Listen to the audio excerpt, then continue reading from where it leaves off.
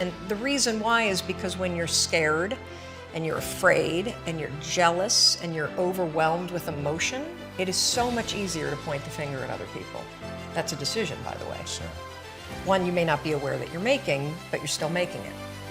So what would happen to me is the exact opposite. Is Chris would be gone, the alarm would go off at 6 o'clock in the morning, and I would lie there.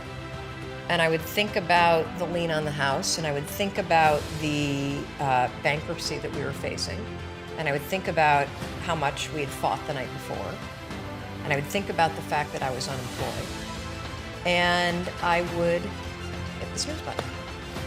And why would you get up when your life is like that? Why would you? I mean, I needed confidence, I needed courage. I was so tapped out. And you know, in the scheme of life, hitting the snooze button is not that big of a deal. But here's the thing about life. None of us wake up and say, today is the day I destroy my life. What we do is we kind of check out because it feels overwhelming. Or we check out because we're afraid. Or we check out because we start listening to self-doubt, and then we make these teeny tiny decisions all day long. We don't even realize it. A decision to not get up on time, a decision to not eat the right thing, a decision to snap at your kids, a decision to not speak in a meeting, a decision to not look for a job, a decision to not deal with your finances, a decision to not call your parents, like whatever it is. All day long, these tiny decisions that take you so far off track. And then you wake up like I did and you look at your life and you think, how the hell did I get here? And more importantly, how do I get back over there? And you have no idea. And so I was so trapped. And I know from your story, you felt the same way. Like you knew that there was more in store for you, but you couldn't figure out, how do you close that gap? How do you find the power that's in you? How do you discover your greatness? How do you solve these problems? It feels so overwhelming. When you can't, I mean, I would go to the grocery store and the items would scan and I would be sitting there readying my excuse because there was no way that my check card was going to clear. So I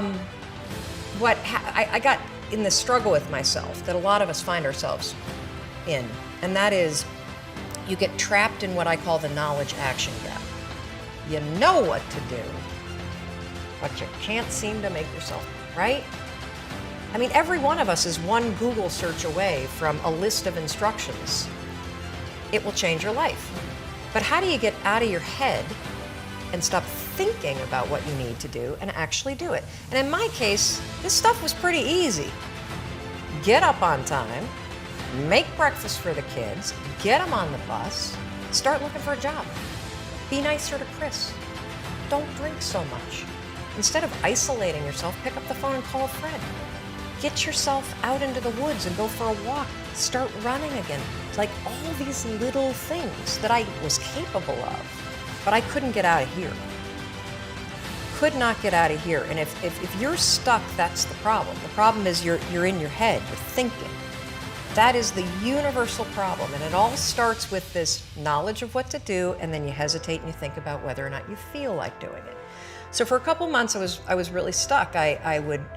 Chris would get up at 6, I'd hit the snooze, and then I'd hit the snooze, and then I'd hit the snooze, the kids would miss the bus. And then every night I'd do the same thing. I'd go in bed. Have you ever had one of those nights? Probably before you started your company, but where you go in bed and you're like, all right, Tom, that's it. Tomorrow, it's the new me. Tomorrow, I'm gonna get up on time. I am gonna go to the gym. I am gonna look for a job. I'm not gonna drink so much. It's gonna be amazing. The new me, the future me. Woo! Let's do this, right? Then you go to bed, and you wake up 7 hours later, and you're like, see, that's a stupid. See, motivation's garbage. It's never there when you need it, ever, ever, ever, ever. And so here's what happened to me, and thank you for wearing the NASA t-shirt. It's a really stupid story. So one night, Chris had gone to bed. I'd been struggling. We still had all the same problems.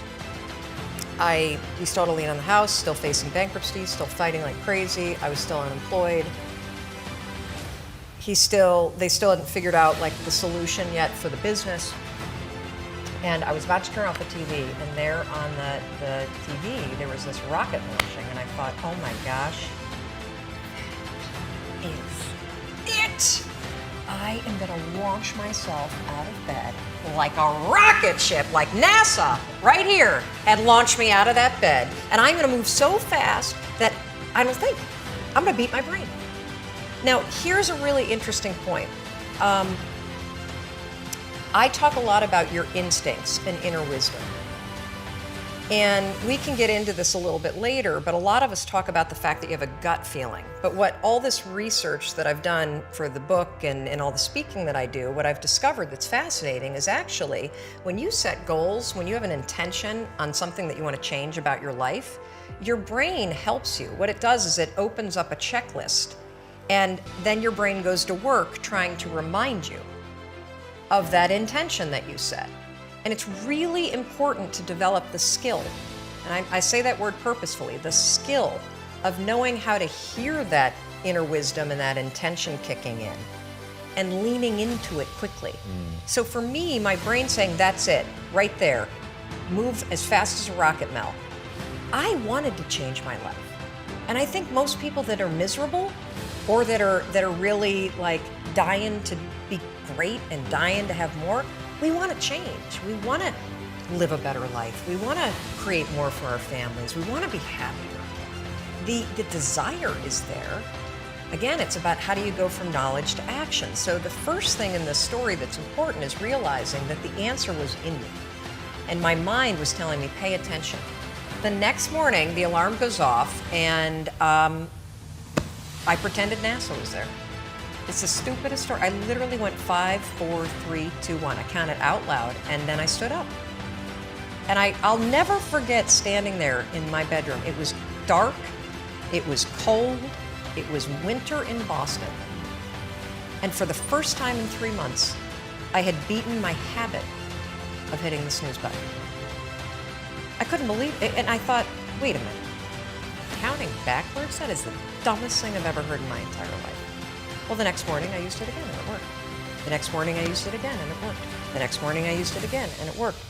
And then I started to notice something really interesting. There were moments all day long, just like that 5-second moment in bed, where I knew, knowledge, what I should do. And if I didn't move within 5 seconds, my brain would step in and talk me out of it. Every human being has a 5-second window, might even be shorter for you. You have about a 5-second window in which you can move from idea to action before your brain kicks into full gear and sabotages any change in behavior. Because remember, your brain is wired to stop you from doing things that are uncomfortable or uncertain or scary. It's your job to learn how to move from those ideas that could change everything into acting on.